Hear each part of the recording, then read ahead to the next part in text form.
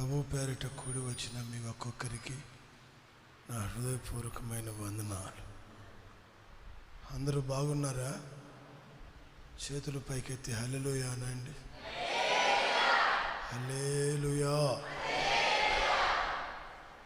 ఇప్పటి వరకు ప్రభువుని స్తుతించి ఆయనను ఘనపరిచి ఆరాధించిన మీరు మరికొన్ని దేవుని మాటలు కూడా ఆలకించండి. సమూయేలు మొదటి గ్రంథము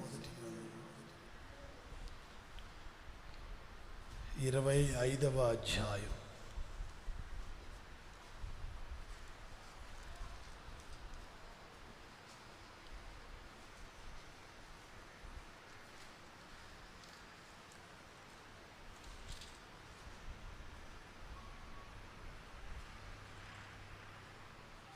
పదిహేడవ వచనంలో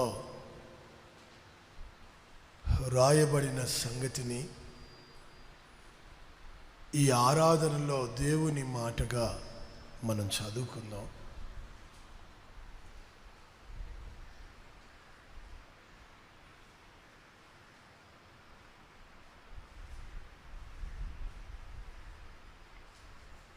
మా యజమానికిని అతని ఇంటి వారందరికీ వారు కీడు చేయ నిశ్చయించి ఉన్నారు గనుక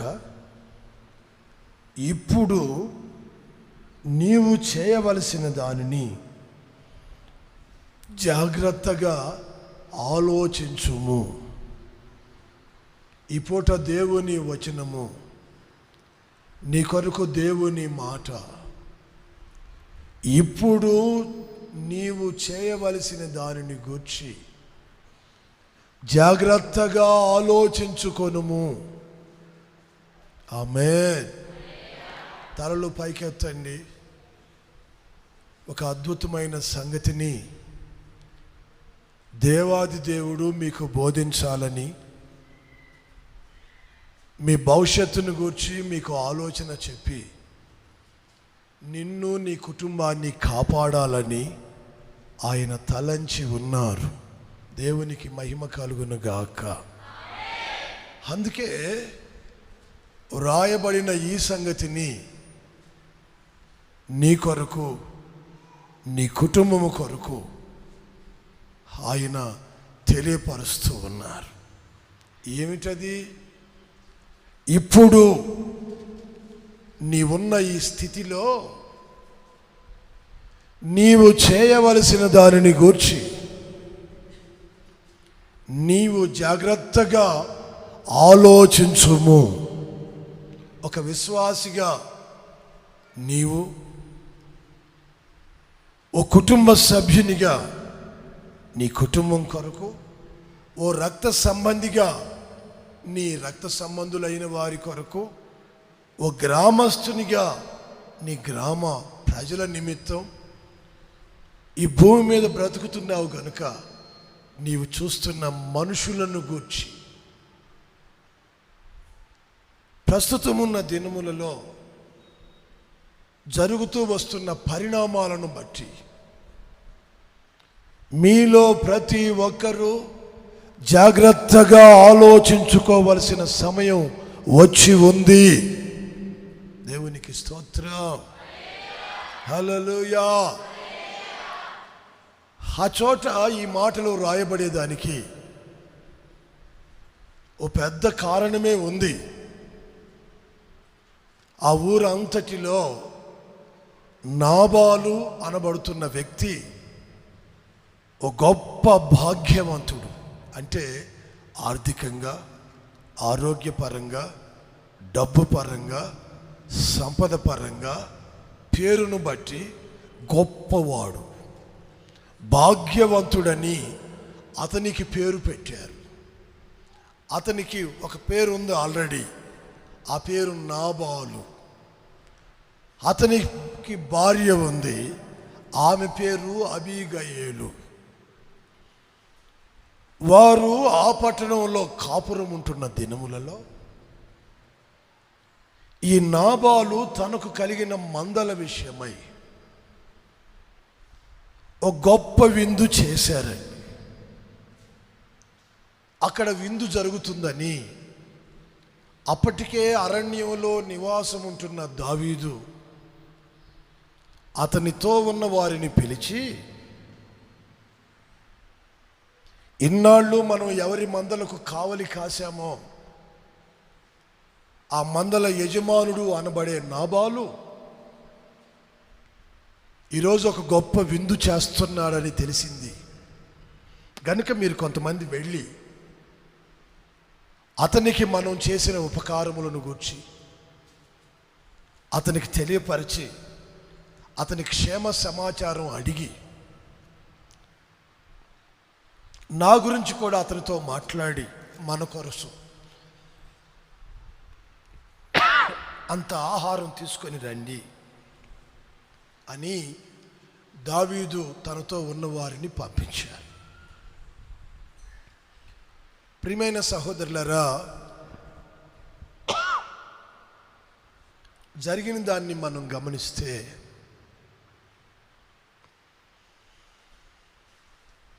తన యొద్దకు వచ్చిన దావీదు జనులను చూసి, దావీదు ఎవడో నాకు తెలియదు, ఆ దావీదును గురించి దావీదు పనివారిని గురించి నేను నాకున్నదాన్ని ఇవ్వవలసిన అగత్యం నాకు లేదు, అసలు వాడెవడు యజమానునికి ద్రోహం చేసిన వాడు, ఇట్లాంటి వ్యర్థమైన మాటలు చాలా మాట్లాడి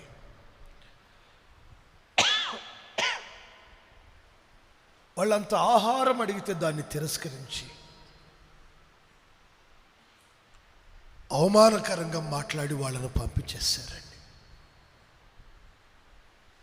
వచ్చిన వాళ్ళు ఈ దావీదుకి ఆ సమాచారం చెప్పారు, అయ్యా నీ గురించి చెప్పాము,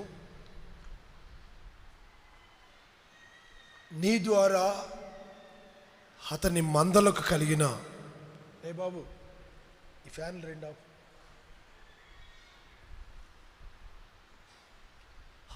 అతని మందలకు అతని జనములకు కలిగిన ఉపకారమును గురించి కూడా మాట్లాడారు. అంత ఆహారం పెట్టమని అడిగాము, కానీ అతను నిరాకరించాడు.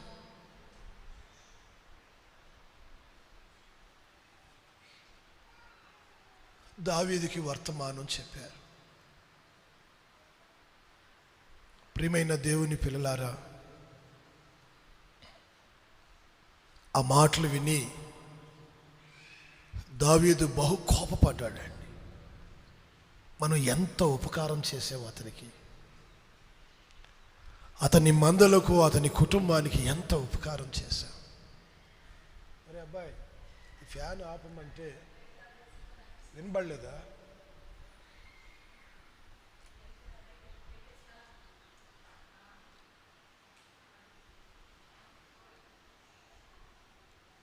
కొంచెం ఇబ్బంది అవుతుంది, మాట్లాడేదానికి కొంచెం ఇబ్బందిగా ఉంది,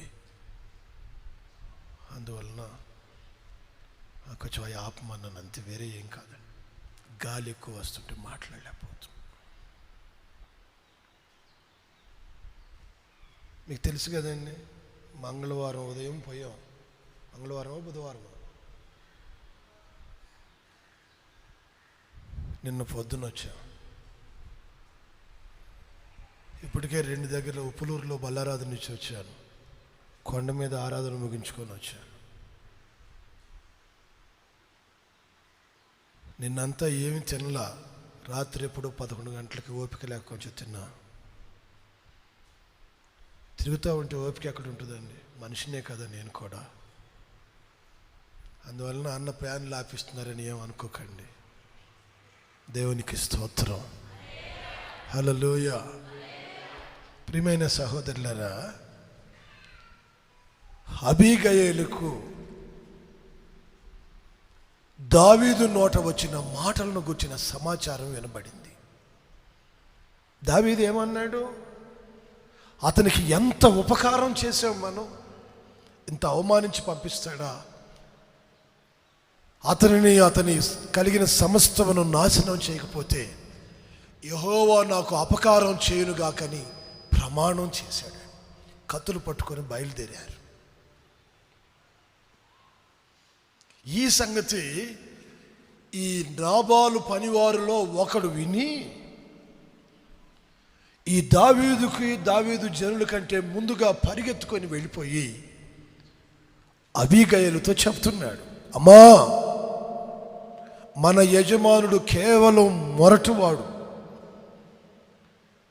మనం అరణ్యంలో మన మందలు తిరుగుతున్నప్పుడు జంతువుల చేత అపాయం కలగకుండా, దొంగలు మన మందలను దొంగిలించకుండా దావీదు అతని సైన్యం మనకు చాలా ఉపకారం చేశారు. మనం విందు చేస్తున్నామని తెలిసి అంత ఆహారం కొరకు వారు మనుషులను పంపిస్తే నా యజమానుడు వాళ్ళను దూషించి అవమానపరిచి పంపించేశాడు. వాళ్ళేమో కోపపడి నీకు నీ కుటుంబాన్ని కీడు చేయాలని బయలుదేరారు. అపాయం నీ కుటుంబానికి పొంచి ఉంది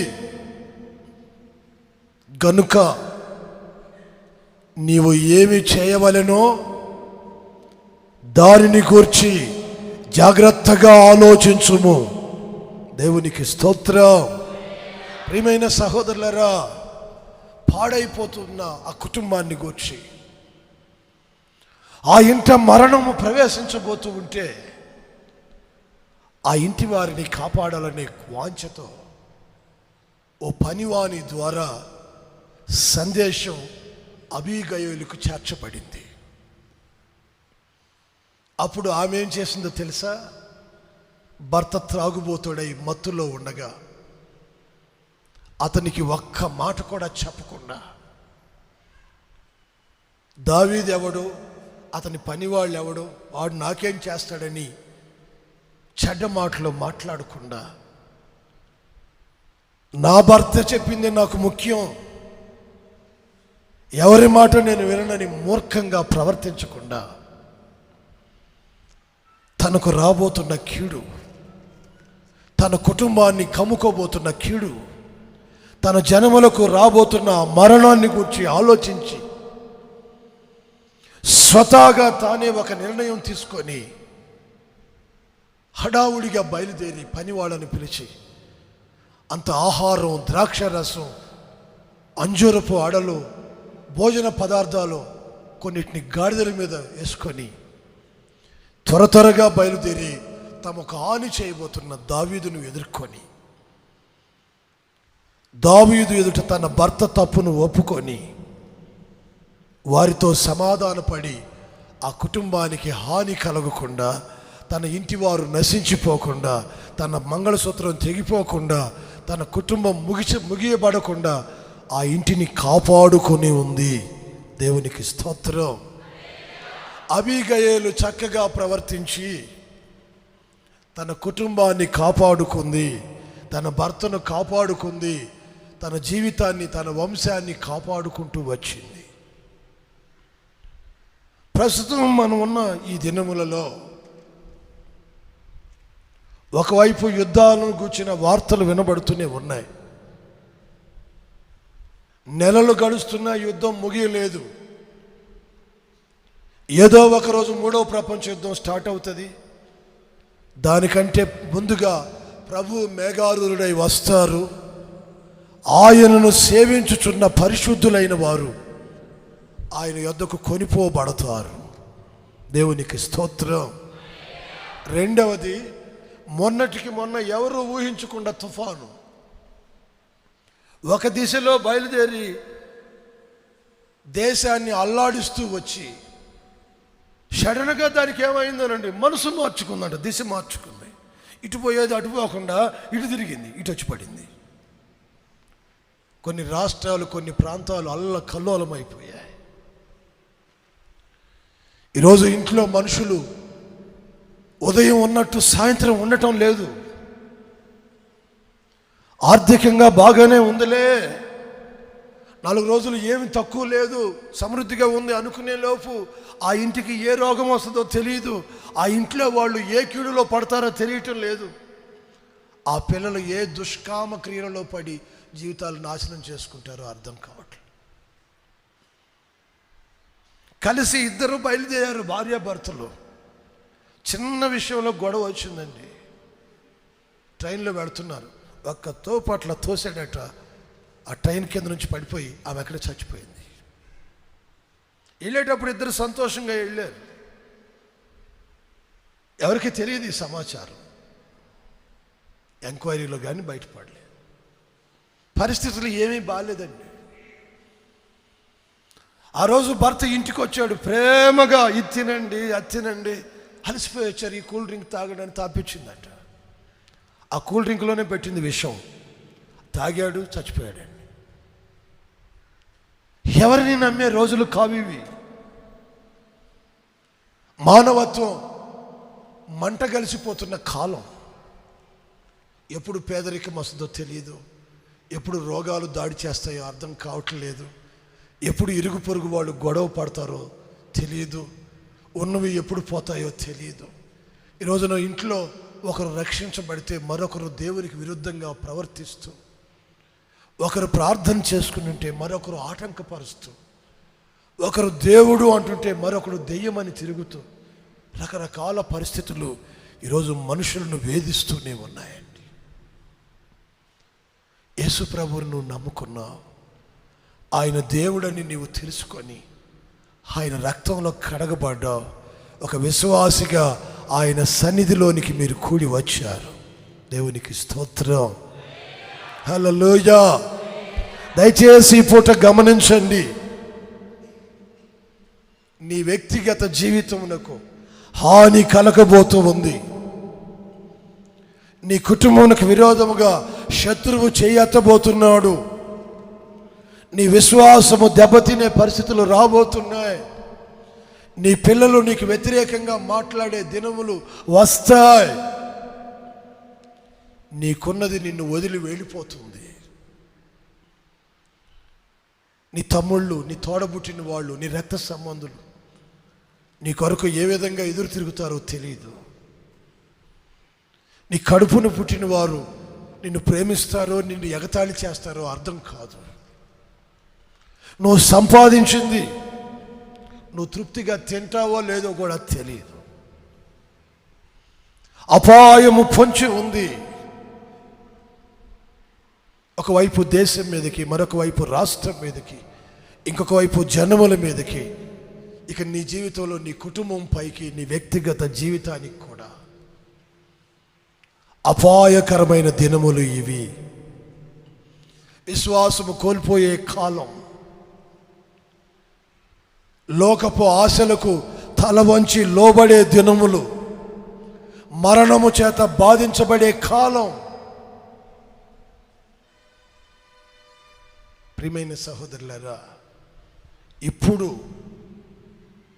నీవు చేయవలసిన దానిని గూర్చి, ఏ విధంగా నీవు కాపాడుకోవాలో, నీ కుటుంబాన్ని ఎలా కాపాడుకోవాలో, నీ రక్త సంబంధులు ఏ విధంగా కాపాడబడతారో, నీకు చూస్తున్న జనం ఎప్పుడు సంరక్షించబడతారో, నువ్వు చేయవలసింది ఏమిటో నువ్వు జాగ్రత్తగా ఆలోచించుకోవాలి. ఈరోజు వరకు నీకు నీవే చాటి ఎవరి మాట వినవు. నీకు ఒక ఆలోచన వచ్చిందంటే ఎవరిని ఆలోచన అడగవు. నీకు ఒక కష్టం వచ్చిందంటే దేవుడిని కూడా లెక్క చేయవు. నీకు ఒక బాధ వచ్చిందంటే దేవుడు ఎక్కడున్నాడు అని దేవుడినే ప్రశ్నించగలుగుతావు. డబ్బు ఉందనో, బంగారం ఉందనో, విలువలు ఉన్నాయనో, ఏమైనా చేయగలనో, నీకు ఏదో ఒక ఆశ నీలో ఉంది. అయితే వాస్తవం ఏమిటంటే, విశ్వాసులారా, దేవుడు నిన్ను ప్రేమించి నీ కుటుంబమును ప్రేమించిన వారై ప్రస్తుతం నీ చుట్టూ ఉన్న పరిస్థితులను గూర్చి నీవు ఏమి చేయాలో జాగ్రత్త పడమని, దాన్ని గూర్చి ఆలోచించి నీవు నీ ఇంటి వారు కాపాడబడాలని ఆయన ఆలోచన చెబుతున్నారు. దేవునికి స్తోత్రం, హల్లెలూయా. ఈరోజున చాలామందికి తమకున్న ఆపదలో ఏం చేయాలో తెలియదు. వారికి ఆలోచనే రాదు. నేను కష్టంలో ఉన్నానండి, నాకు ఈ ఆలోచన లేదు, ఎటు వెళ్ళాలో ఏం తెలియట్లేదని చాలామంది బాధపడిపోతున్నారు. దేవుని వాక్యం అంటుంది, ఎవడో ఒకడు తప్పు చేశారు, భాగ్యవంతులే, విశ్వాసులే. నాబాలు లోకరీత్యా భాగ్యవంతుడైతే మీరందరూ యేసు రక్తంలో కడగబడి ఆయన యందు విశ్వాసం ఉంచడం వలన భాగ్యవంతులయ్యారు. చప్పట్లు కొడుతూ దేవుని స్తుతించండి. హల్లెలూయా. విశ్వాస విషయంలో మీరు భాగ్యవంతులు.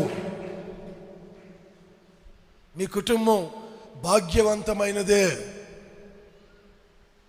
గుర్తించాలి, మీలో ఎవడో ఒకడు అవిశ్వాసి, నీ కుటుంబంలో ఎవరో ఒకరు తప్పు చేస్తున్నారు. వారు ఇంకా మారు మనసు పొందలేదు, వారు ఇంకా పాపాన్ని మానుకోలేదు, వారు ఇంకా నోరు తెరిచి దేవుడాన్ని స్తుతించలేకపోతున్నారు, వారు ఇంకా యేసయ్య వైపు తమ చేతులు చాపలేదు. ఎవరో ఒకరు పాపం చేస్తున్నారు, ఎవరో ఒకరు కీడులో ఉన్నారు, ఎవరో ఒకరు దేవుని గూర్చి అవిధేయులయ్యారు. వారి నిమిత్తం లోకంలో ఉంటున్న నీ కొరకు, నీ కుటుంబం కొరకు ఒక గొప్ప అపాయం పొంచి ఉంది. నువ్వు ఏ స్థితిలో ఉన్నా ఇదే నిజం. నీ స్థితిని బట్టి కాదండి, నీ చుట్టూ అపాయము, నీ కుటుంబం చుట్టూ అపాయము, నీ భవిష్యత్తు నిమిత్తమై అపాయము కమ్ముకొని ఉంది. ఈ రోజున నువ్వు చేయవలసింది ఏమిటో,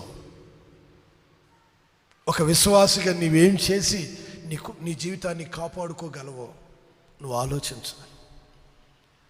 నీ కుటుంబాన్ని ఏమి చేయటం ద్వారా నువ్వు కాపాడుకోగలవో ఆలోచించాలి. నీ పిల్లలని, నీ రక్త సంబంధుల్ని ఏమి చేయటం ద్వారా నువ్వు కాపాడుకోగలవో నువ్వు ఆలోచించాలి. డబ్బుతో బాగు చేసుకుందామని అనుకోకండి. నీ ధనం నీకున్న క్రియల వల్లే నశించిపోతుంది. నీకున్న బలాన్ని బట్టి నేను ఏదైనా చేయగలను అనుకోకండి, అది ఎందుకు పనికిరాదు. బైబిల్లో రాసి ఉంటుంది, ధనాపేక్ష సమస్త కీడులకు మూలమని. అపాయం ఏ రూపంలో వస్తుందో తెలియదండి. ప్రియమైన దేవుని పిల్లలారా, ఆ రోజు అక్కడ స్త్రీ మనకు కనబడుతుంది, అబీగయలు అనే పేరుతో. ఈరోజు పరిశుద్ధాత్ముడు మీలో ఒక్కొక్కరిని గూర్చి ఈ మాటలే చెబుతున్నాడు. ఈ భయంకరమైన దినములలో ఆపద నిన్ను పొంచి ఉన్న ఈ సమయంలో నీవు చేయవలసిన దానిని గూర్చి నువ్వు జాగ్రత్తగా ఆలోచించాలి. అలా చేయకపోతే ప్రమాదంలో పడిపోతావు. నువ్వు ఏం చేయటం వల్ల నీ కుటుంబాన్ని, నీ జీవితాన్ని కాపాడుకోగలవో నీవు ఆలోచించాలి. దేవునికి స్తోత్రం. హల్లెలూయా. మీరందరూ యేసు ప్రభు బిడ్డలండి. యేసు ప్రభువుని దేవునిగా అంగీకరించిన వారు. యేసు ప్రభు ఎవరు? దయచేసి మీలో ఎవరైనా చెప్పండి, యేసు ప్రభు ఎవరు? ఎవరండి యేసు ప్రభు? చెప్పండి ఎవరైనా. ఎవరికి తెలీదా?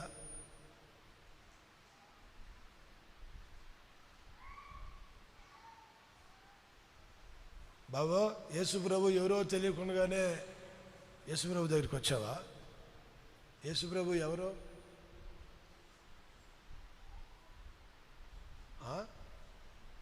అసలు నువ్వెవరో నీకు తెలుసా?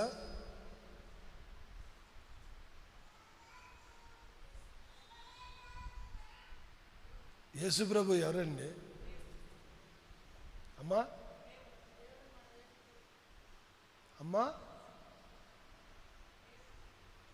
అది తప్పేం కాదు, కానీ అది నేను ఆశపడిన సమాధానం కాదు. వాక్యానుసారంగా ఈ సమయానికి తగిన సమాధానం కాదు అది. ఆయన ఎవరో, నీవు నమ్ముకున్న నీ దేవుడు ఎవరో నీకు చెబుతాను చూడండి. యోబు గ్రంథం 8వ అధ్యాయం 20వ వాక్యం. యోబు గ్రంథము 8వ అధ్యాయం 20వ వచనం.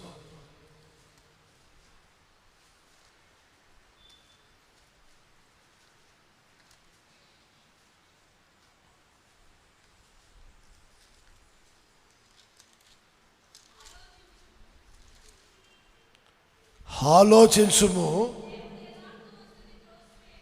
దేవుడు యథార్థవంతులైన వారిని ఏ మాత్రము త్రోసివేయడు. ఇంకా చెప్పాలి అంటే ఆయన కదలనివ్వడు.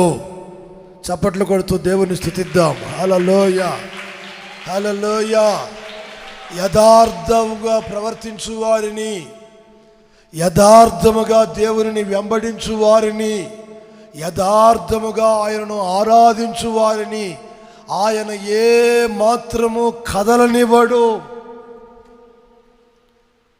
రోగాల పాలు కానివ్వడు, పేదరికంలోకి పడనివ్వడు, సాతాను చేతిలో చిక్కనివ్వడు, లోకము దృష్టికి అప్పజెప్పడు.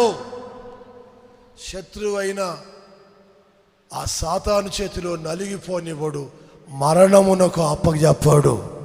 యథార్థవంతులను ఆయన అంతకంతకు అభివృద్ధి పరుస్తారు. దేవునికి స్తోత్రం. హల్లెలూయా.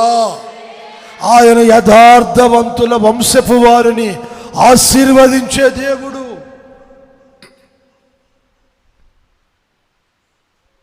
యథార్థవంతులను ఆయన త్రోసివేసేవాడు కాదు. వారి ప్రార్థనను ఆయన అలక్ష్య పెట్టువాడు కాదు. వారి కన్నీళ్లను ఆయన మర్చిపోయే దేవుడు కాదు.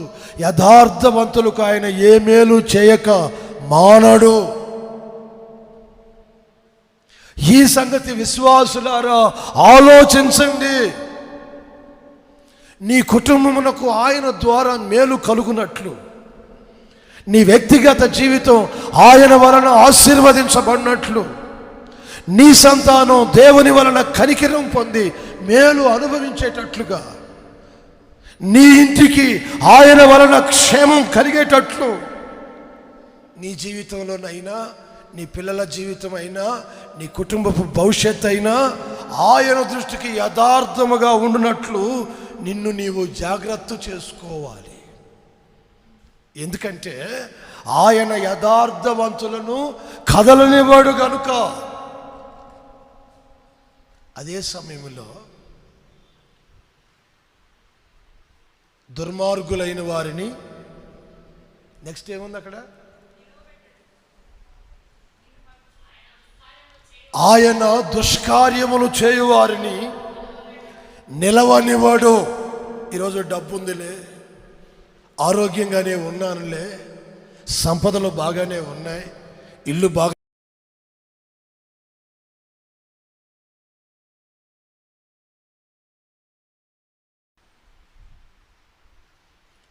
ఏం చేసినా నన్ను అడ్డుకునేవాడే లేడని ఈరోజు చాలామంది విచ్చలవిడిగా ప్రవర్తిస్తూనే ఉన్నారు. నాకు కష్టం వస్తుందా, ఇదిగో దేవుడి దగ్గరికి వెళ్ళి ప్రార్థన చేస్తా, ఆయన చూసుకుంటాడు. నాకు సమస్యలు వచ్చాయా, దేవుని మీద ఆధారపడ్డాను, దేవుడు నన్ను కాచుకుంటాడు. నాకు పేదరికం వచ్చిందా, దేవుడు నాళ్లే తప్పిస్తాడు. ఆ దేవుడు ఇకపోతే నేనేం చేస్తాను, దేవుడా నీకు న్యాయం ఉందా, దేవుడిని ప్రశ్నిస్తాను. కొంతమందికి ఇదే ఆలోచనలు. దేవుణ్ణి ప్రశ్నించటమో, దేవుడు ఉన్నాడులే అని చేసేదంతా చేస్తూ దేవుడి మీద వేయటమో, ఇష్టవిడిగా ప్రవర్తిస్తూ లాజిక్కులు తీస్తూ జీవితాన్ని అర్థం లేకుండా జీవించేవాడు బోల్డ్ ఎంతమంది ఉన్నారు, బోల్డ్ ఎంతమంది. ప్రియమైన సహోదరులారా, దేవుని వాక్యం ఏమంటుందో తెలుసా? దుష్కార్యములు చేసేవాడు ఆ జాబితాలో నువ్వున్న స్థితిలో నుంచి దేవుడు పడేస్తాడు. డౌటే లేదండి. ఒక విశ్వాసికి ఆ క్రియలు తగవు. నీ క్రియలు, నీ ప్రవర్తన నీ పతనానికి కారణమవుతుంది. అదే సమయంలో నీ యథార్థత నీ ఆశీర్వాదమునకు మెట్లుగా, నీ భవిష్యత్తుకు సోపానం వలె నీ ఘనతకు కారణం అవుతుంది. దేవునికి స్తోత్రం. హల్లెలూయా. ఒక విశ్వాసిగా నీ జీవితంలో దుష్కార్యం అనేది జరగకుండా జాగ్రత్త పడాలి. ఇది ఆలోచించి చేయవలసిన కార్యం. దుష్కార్యం ఏమాత్రము జరగకూడదు. ఈరోజున ఒక విశ్వాసిగా దేవుడిని నమ్ముకున్న నీకు ఒకవైపు కుటుంబ భారం, ఒకవైపు పోషించుకోవాలనే ఆశ, మరొక వైపు ఆరోగ్య ఇబ్బందులు, మరొక వైపు పిల్లలు, ఇరుగు పొరుగు సమస్యలు బోల్డెన్ ఉంటాయి. అందువలన నీ ఇంట నువ్వు ప్రార్థన చేసుకునే వస్తువులు నీకు ఉండకపోవచ్చు. అలసిపోయి వస్తావు, కళ్ళు మూసుకొని స్తోత్రం స్తోత్రం అంటుండగానే నిద్రపోతుంటావు. పని చేసుకొని వస్తావు, ప్రార్థన చేసుకున్నావు అనే లోపు పిల్లలు వచ్చి మెడ మీద ఎక్కుతారు. అన్నం పెట్టని ఆయన చెంపకేసి కొడతాడు. తలుపులు దబా దబా మోగుతుంటాయి. ప్రార్థన చేసుకునే వస్తు నీకు ఉండదు. కనీసం ప్రతి బుధవారం ఈ చోట ఉపవాస ప్రార్థన జరుగుతుంది కదా, ప్రతి శనివారం పరిశుద్ధాత్మ కూడిక జరుగుతుంది కదా. ప్రార్థన సమయానికి నేను మందిరానికి వెళతాను, అక్కడ నేను ప్రార్థన చేస్తాను.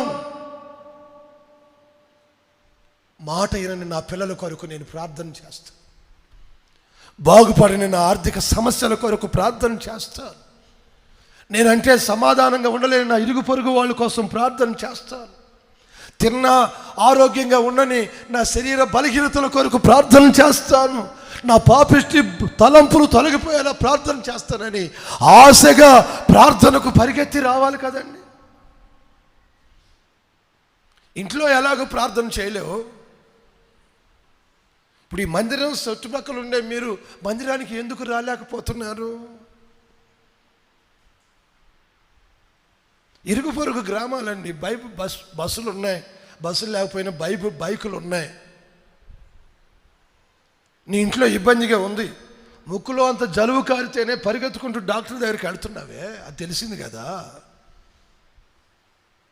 ఇంట్లో పిల్లలిద్దరూ మాట్లాడుకోకుండా కొంచెం సమస్య వస్తే ఆ కుల పెద్ద దగ్గరకో ఆ ఇరుగు పొరుగు వాళ్ళ దగ్గరకో పోయి ఆ సమస్యలు చెప్పుకుంటున్నావు కదా. నీ మనసు బాగలేదని నీకు శరీరాన్ని ఇచ్చిన నీ దేవుని దగ్గరికి ఎందుకు చెప్పడానికి రావట్లేదు? నీ పిల్లలు బాగలేదని, నీ భర్త మాటింటలేదని, నీ భార్య సరిగ్గా లేదని, నీకు ఆరోగ్యం సరిగ్గా లేదని దేవుని దగ్గర చెప్పేదానికి ఎందుకు రాలేకపోతున్నావు? ఒక విశ్వాస జీవితంలో దుష్కార్యం అంటే ఇదే.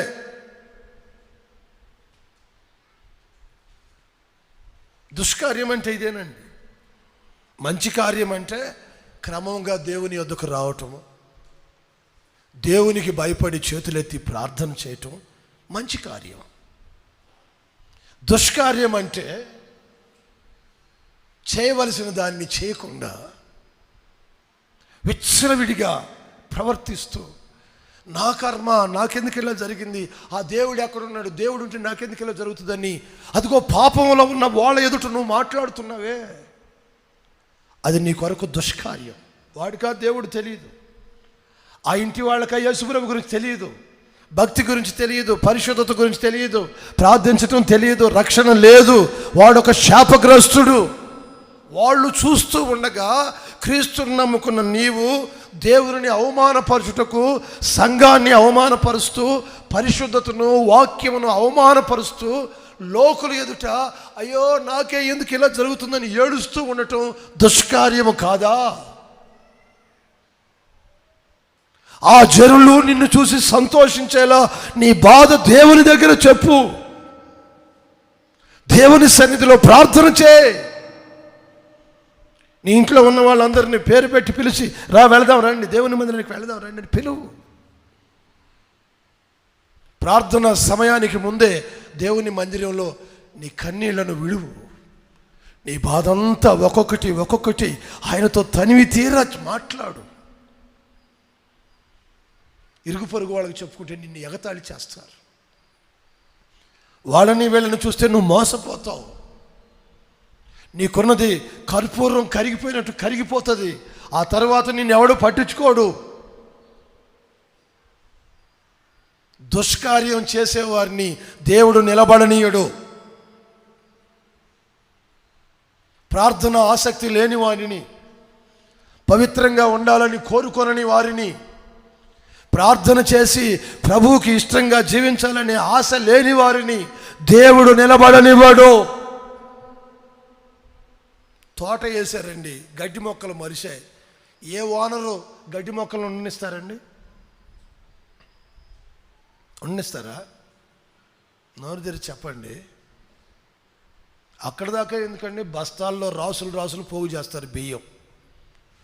వండబోయే ముందు ఇన్ని బియ్యం ఉంటాయి, ఒకటో రెండో మట్టి గడ్డలో మరేదో ఉంటాయి, దాన్ని కూడా చెరిగి చెరిగి ఏరి తీస్తారు. ఎందుకండి? ఉండనిస్తారా? ఓ చిన్న పురుగు, ఇన్ని బియ్యంలో ఓ 2 పురుగులు ఎంత ఉంటే ఏమవుతుందండి? ఉండనిస్తావా? ఉండనియ్యం. ఎందుకని? అది తింటే మీకు ఆరోగ్యం పాడవుతుందేమోననే భయం. ఆ కలుపు మొక్కలుంటే ఆ పంట సరిగ్గా రాదేమోనని భయం రైతుకి. సరిగ్గా దుష్కార్యములు చేసేవాళ్ళు ఉంటే దేవునికి అవమానం కలగకుండానట్లు, సంఘము అపవిత్రపరచబడకుండానట్లు ఈ దుష్కార్యములు చేసేవారిని దేవుడు తప్పిచేస్తాడు, అక్కడ ఉంచడట. విశ్వాసిగా నీవు తప్పు చేయకూడదండి. Praise the Lord. చేతుల పైకి చెప్పండి హల్లెలూయా. దేవుని పిల్లలు దేవుని పిల్లలకు తగినట్టుగానే ఉండాలి. విశ్వాసులు విశ్వాసములకు తగినట్టుగానే ఉండాలి. ప్రార్థన చేసేవాళ్ళు ప్రార్థన చేయుటకు తగినట్టుగానే ఉండాలి. ఆయన యథార్థవంతులను ఏమాత్రము కదలనివ్వడు. గుర్తుపెట్టుకోండి. ఒక విశ్వాసమైన నీవు నీ ఇంట్లో నీవు యథార్థంగానే ఉంటున్నావా? దుష్కార్యాలకు తెగబడుతున్నావా? సంఘములో దేవుని ఎదుట యథార్థంగానే ఉంటున్నావా? దుష్కార్యములకు తెగించి వాటిని ప్రోత్సహిస్తున్నావా? ఒకసారి ఆలోచించాలండి. నీ మీదకి రాబోయే అపాయం నిన్ను ఆవరించక మునిపే, నీ కుటుంబాన్ని కమ్ముకోబోయే ఆ చీకటి నీ కుటుంబానికి చీకటిని ఇవ్వక మునిపే, వెలుగు తొలగించబడక మునిపే, రక్షణ లేని నీ కుటుంబస్తుల మీదకి వచ్చే కీడు రాక మునిపే, నీకు ఎప్పుడు హాని చేయాలని పరిగెడుతూ వస్తున్న సాతానుడు నీ ఇంట జొరబడక మునిపే నువ్వు ఏదో ఒకటి చేయాలి. ఆమేన్. హల్లెలూయా. నీ కుటుంబాన్ని కాపాడుకొనుటకు ఏదో ఒకటి చేయాలి. నీ విశ్వాసాన్ని కాపాడుకోవాలి, నీ ఆత్మీయ స్థితిని కాపాడుకోవాలి, నీలోని పరిశుద్ధతను కాపాడుకోవాలి, నీ రక్త సంబంధులను కాపాడుకోవాలి. సంఘము దేవుని మహిమ కొరకు నిలవబడినట్లుగా నీవు ఏదో ఒకటి చేయాలి. ఆ రోజు అబీగయేలు సుబుద్ధి కలిగి తన భర్త మీదకి కీడు రాకుండా, తన ఇంటి వారి మీదకి కీడు రాకుండా, తన కుటుంబం నాశనం కాకుండా తాను చేయవలసిన దాన్ని జాగ్రత్తగా ఆలోచించి దానిని చేసి తాను కాపాడబడింది, తన కుటుంబాన్ని కాపాడుకున్నది. దేవునికి స్తోత్రం. హల్లెలూయా. ఈరోజున చాలా చోట్ల చాలామంది, ఒకవైపు భార్య మరొక వైపు భర్త, కొన్నిసార్లు తల్లిదండ్రులు మరికొన్నిసార్లు పిల్లలు, కొన్నిసార్లు ఇరుగు పొరుగు వాళ్ళు, కొన్నిసార్లు తెలిసిన రక్త సంబంధులు సేవకులమైన మాతో చెబుతుంటారు, అయ్యా వాళ్ళ రిలేషన్ బట్టి మా వాడి పరిస్థితి బాగాలేదండి, మా కుటుంబంలో పరిస్థితులు బాగాలేదండి, మా వాడి ఈ మధ్య అదో రకంగా ప్రవర్తిస్తున్నాడండి. ప్రియమైన సహోదరులారా, బాగాలేదు అని తెలిసినప్పుడు ఆ ఇంటిని బాగు చేసుకునే దానికి నువ్వేం చేయాలో ఈరోజు ఆలోచించాలి. నువ్వు కూడా పలుమార్లు చెబుతూనే వచ్చావు, కుటుంబాన్ని గురించి, నీ గురించి, నీ రక్త సంబంధాలను గురించి. మరి ఈ సమయంలో నువ్వేం చేయాలి? నువ్వు చేయవలసిన దాన్ని నువ్వు జాగ్రత్తగా ఆలోచించి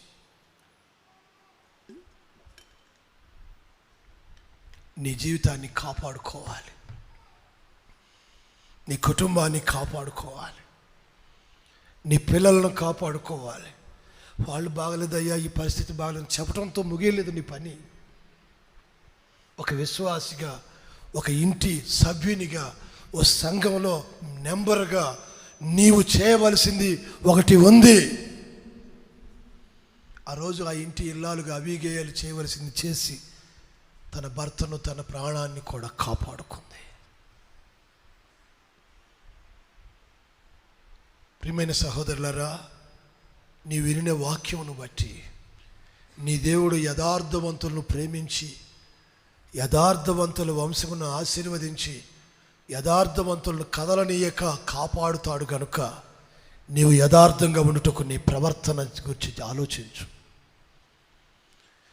నీ మాటను గురించి ఆలోచించు, నీ చూపును ఆలోచించు. నీలో యథార్థత ఉండేటట్లు జాగ్రత్త పడు. ఎందుకంటే యథార్థవంతులను ఆయన కదలనివ్వడు.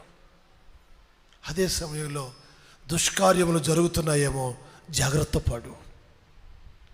అవి చేస్తున్నంత కాలం నీకున్న దాన్ని ఒక్కొక్కటిగా పోగొట్టుకుంటావు. ఆరోగ్యం పోతుంది, డబ్బు పోతుంది, విలువలు పోతాయి, ఆత్మీయత పోతుంది, పవిత్రత పోతుంది. ఒక్కొక్కటి పోగొట్టుకుంటూనే ఉంటావు. దుష్కార్యములు చేసే వరకు నీ వాటిని పోగొట్టుకోవలసి వస్తుంది. ఎందుకంటే వాళ్ళ వలన సంఘంలో స్థలం, తోటలో ఆ స్థలం వ్యర్థమైపోకూడదని దైవ నిర్ణయం. కలుపు మొక్కల వలన పొలం వ్యర్థం కాకూడదని రైతు నిర్ణయం. బియ్యంలో ఉన్న మట్టిని బట్టి, చెత్తను బట్టి ఆహారం పాడైపోకూడదని ఇంటి ఇల్లాలి నిర్ణయం. సరిగ్గా దైవ నిర్ణయం కూడా అలాంటిదే. దుష్క్రియలు చేసేవారిని ఆయన నిలబడనీయడు. కీడు నీ వద్దకు రాకమునిపే ఇప్పుడు నువ్వు ఉన్న స్థితి ఏమిటో ఆలోచించు. నువ్వు ఏమి చేసి నీవు కాపాడుకోవాలో, నీ కుటుంబాన్ని కాపాడుకోవాలో ఆలోచించి దాన్ని చేయండి. అప్పుడు దేవుడు మిమ్మును, మీ కుటుంబాలను కాపాడుతారు, మీరు ఆశీర్వదించబడతారు. ఆమేన్. ప్రభు ఈ మాటల చేత మీ హృదయములను బలపరచునుగాక, మీ కుటుంబములను ఆదరించునుగాక, ఆలోచన చెప్పి మంచి భవిష్యత్తు నిమిత్తమై నడిపించునుగాక. దయచేసి అందరూ తలలు వంచండి, ఉన్న చోటనే కనులు మూసి చక్కగా మోకరించండి. ఆయన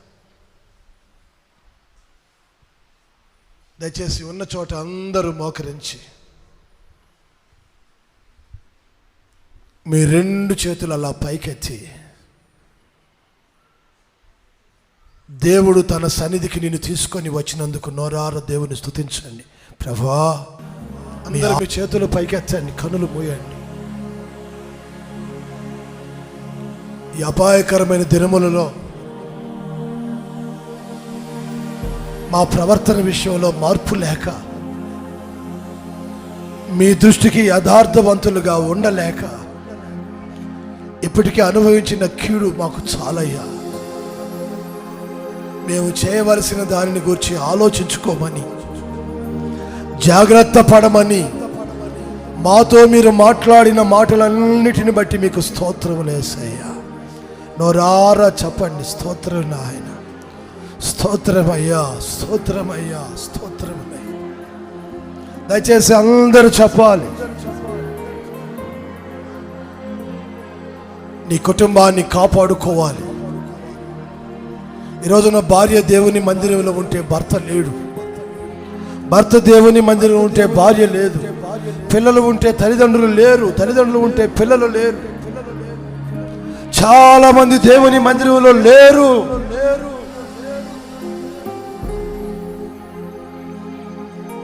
దుష్ప్రవర్తన ఎవరిలో ఉన్నా ఆయన సహించడు. నీ జీవితాన్ని కాపాడుకుంటూ నువ్వేం చేయాలో ప్రభువుని అడుగు. ఏ పాపిష్టి మనుషులు సరి అయిన ఆలోచన నీకు ఇవ్వలేరు. ఏ లోకములో నీ రక్షణ కూర్చున్న వార్త నీకు వినబడదు. యేసయ్య పాదాలు పట్టుకుంటేనే నీకు రక్షణ వార్త వినబడుతుంది. నీవు ఆశీర్వదించబడే మార్గము నీకు బోధించబడుతుంది. నీవు ప్రార్థన చేస్తున్నప్పుడే నీ ప్రాణం విమోచించబడుతుంది. ఎవరికారు ఒక నిమిషం ప్రార్థన చేసుకోండి. ఎవరు అజాగ్రత్తగా ఉండొద్దండి. ఇప్పుడు నీవు చేయవలసిన దాని గురించి నువ్వు జాగ్రత్తగా ఆలోచించు. ఒకవేళ ఆలోచన మాని తిని మత్తులై పడుకున్నావా, అపాయములో చిక్కక తప్పదు. శత్రువు నీ మీద దాడి చేస్తా, లోకం నీకు విరోధంగా మాట్లాడుతుంది, కన్నీళ్లు నీవు విడవలసి వస్తుంది. దొరి తెరిచి ప్రార్థన చేసుకో. ఇక మీదట నేను జాగ్రత్త పడతానయ్యా, ఇక మీదట నా జీవితాన్ని సరిదిద్దుకుంటానయ్యా, నా కుటుంబ క్షేమం కొరకు నేను చేయగలిగినంత చేస్తానయ్యా, నేను చేయవలసిన దాన్ని జాగ్రత్తగా ఆలోచించుటకు నాకు సహాయం చేయి.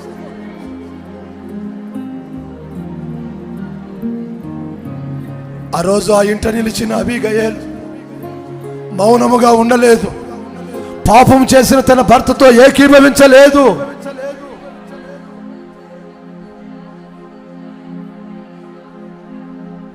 యథార్థవంతులకు దేవుడు మేలు చేస్తాడని యథార్థమైన ప్రవర్తించింది. సమాధానాన్ని కోరుకుంది. తాను ఆశీర్వదించబడాలని ఆశించింది. Thank you Lord. యేసయ్యా నీకు స్తోత్రములు, స్తోత్రములు, స్తోత్రములు. Praise the Lord. Hallelujah, hallelujah. కదలనివ్వడు, దుష్కార్యమును చేయి వారిని నిలవనివ్వడు. ఓ విశ్వాసి, నీ కుటుంబం నిలబడుతుందా, పడిపోతూ ఉందా? నీ పిల్లలు నిలబడుతున్నారా, పడిపోయారా? నీ భర్త, నీ భార్య నిలిచే ఉన్నారా దేవుని ఎదుట? నీవు దేవుని ఎదుట నిలబడే ఉన్నావా? నీ విశ్వాసం నిలిచే ఉందా? నీవు భక్తిలో నిలబడ్డావా? దైవ ఆజ్ఞల మార్గంలో నిలిచి ఉన్నావా? పడిపోయావా? అపాయం నిన్ను పొంచి ఉంది. నీవు చేయవలసిన దాన్ని గురించి జాగ్రత్తగా ఆలోచించి ఓ తీర్మానం చేసుకోండి. ఇక మీదటైనా నీ ప్రవర్తన సరిదిద్దుకోండి. యేసయ్యా మీకు స్తోత్రం ఉన్నాయి. పరిశుద్ధుడా మీకు స్తోత్రమయ్యా. కరుణా వాత్సల్య పూర్ణుడా నీకు స్తోత్రం నాయన. ఈ మధ్యాహ్నపు వేళలో మీ ఆలయంలోనికి చేరివచ్చిన ఈ బిడ్డలందరినీ బట్టి నేను స్తుతిస్తూ ఉన్నాను. మీ సన్నిధిలో తీర్మానించుకున్న ఈ ప్రజలను మీ చేతుల్లో పెడుతున్నానయ్యా. జ్ఞాపకం చేసుకోండి. ఇప్పుడు నీవు చేయవలసిన దానిని నీవు జాగ్రత్తగా ఆలోచించుము అని ఆ దినమున అబీగయోలుకు చెప్పబడినప్పుడు ఆమె జాగ్రత్త తీసుకొని తాను చేయవలసిన దానిని సమాధానంతో చేసి ముగించినందువలనే ఆ రోజు ఆ కుటుంబం నిలబడింది. ఆమె ప్రాణములతో ఉంది. ఆమె వారందరూ కాపాడబడ్డారు. అయ్యా, ఈ దినమున మా చుట్టూ ఉన్న అపాయాలలో దుష్టుడు ఎవరిని మృంగుదునా అని తిరుగుతున్న ఈ దినములలో విశ్వాసులుగా కూడి వచ్చిన ఈ బిడ్డలందరూ వారు కాపాడబడినట్లు, వీరి కుటుంబములు కాపాడబడినట్లు, వీరి సంతతి నిలిచి ఉండగలిగేలా వీరు చేయవలసిన దానిని గురించి జాగ్రత్తగా ఆలోచించగలిగే శక్తిని,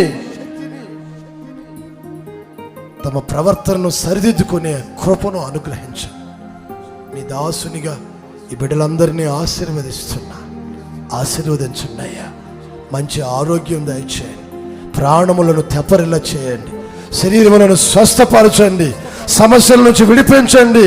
శత్రువైన సాతాను చేతిలో పడకుండా విడుదల చేయమని వేడుకొనుచు ఉన్నాడు. కరుణామయుడు మీ కనికరం చూపి వీరందరినీ మీ కృపకు అప్పగిస్తుండగా మీలో నిలిచి ఉన్నట్టుకు సహాయం చేయండి. తాము చేయవలసిన దాన్ని నిశ్చయముగా చేయుటకు సహాయం చేయండి. ఎవరు ప్రార్థించుట మానకూడదు. ఎవరు యథార్థమైన జీవితాన్ని తప్పిపోకూడదు, ఎవరు పాపంలో పడకూడదు, ఎవరు మీ సహవాసానికి దూరం కాకూడదు. కృప చూపి ఆదుకోమని, ఆశీర్వదించమని. చిన్నపిల్లలు, యవన పిల్లలు, పెద్దలు కుటుంబాలతో వచ్చిన ఒక్కొక్కరిని జ్ఞాపకం చేసుకోమని మీ చేతుల్లో సమర్పిస్తూ నజరేయుడగు యేసు నామములో అడుగుచూ ఉన్నాను తండ్రి, ఆమేన్. మన ప్రభు అయిన యేసుక్రీస్తు కృపయు, తండ్రి అయిన దేవుని ప్రేమయు, పరిశుద్ధాత్ముని సహవాసము సన్నిధి కూడి వచ్చిన ఒక్కొక్కరికి సకల పరిశుద్ధులకు సదా తోడై నడిపించును గాక. ఆమేన్.